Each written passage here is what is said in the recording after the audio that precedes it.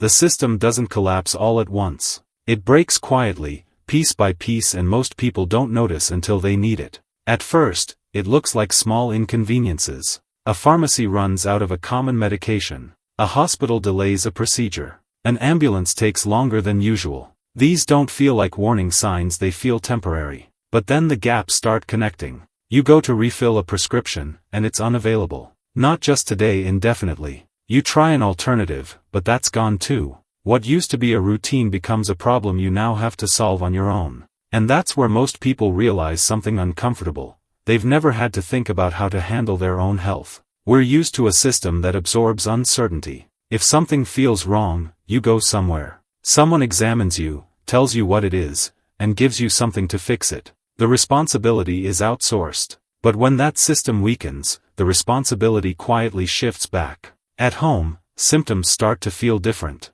A chest discomfort isn't just discomfort anymore, it's a question you don't know how to answer. Is it stress? Something serious? Should you wait? Should you act? Without guidance, hesitation becomes the default. And hesitation, in medical situations, has a cost. People start trying to fill the gaps the only way they can. They rely on memory, fragments of advice, things they once read or heard. Some try to improvise. Others delay action, hoping things resolve on their own. Sometimes they do. Sometimes they don't. This is where frustration builds, not from the illness itself, but from the uncertainty around it. You're not just dealing with a problem. You're dealing with not knowing what that problem actually is. So naturally, people look for surface-level solutions. They stock up on medications without fully understanding when or how to use them. They try to follow generic advice that may not apply to their situation. They treat symptoms without knowing the cause. It feels like action, but often,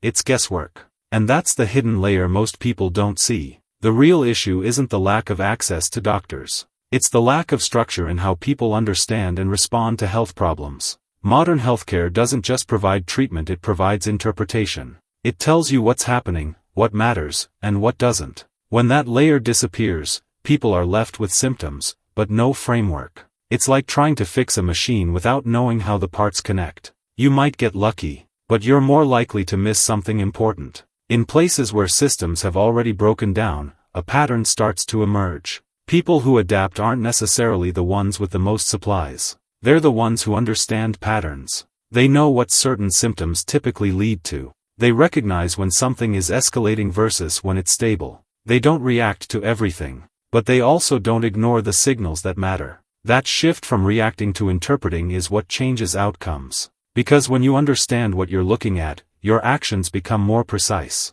You stop treating everything as urgent, and you stop overlooking what actually is. You begin to see the difference between discomfort and danger. Between something that can be managed at home and something that requires immediate intervention, if intervention is even available. And that clarity removes a lot of the panic. Not because the situation is less serious, but because your response is no longer random. Over time, this creates a different kind of mindset. Health stops being something you go somewhere to fix, and becomes something you actively manage. Not perfectly, not with certainty, but with enough structure to make better decisions than guesswork. That doesn't mean replacing doctors. It means understanding what happens when they're not there and being able to operate in that gap. Because in reality, most critical moments don't begin in hospitals. They begin at home, quietly, gradually, often with symptoms that don't seem urgent at first. And the difference between those who navigate those moments well and those who don't isn't access. It's awareness. If you want a more structured breakdown of how to think through these situations, how to interpret symptoms, understand basic responses, and avoid common mistakes, there's a practical guide linked in the description that goes deeper into this. You can also subscribe if you want more videos that focus on understanding systems like this, instead of just reacting to them. Because the earlier you understand the structure behind the problem, the less you have to rely on luck when it matters.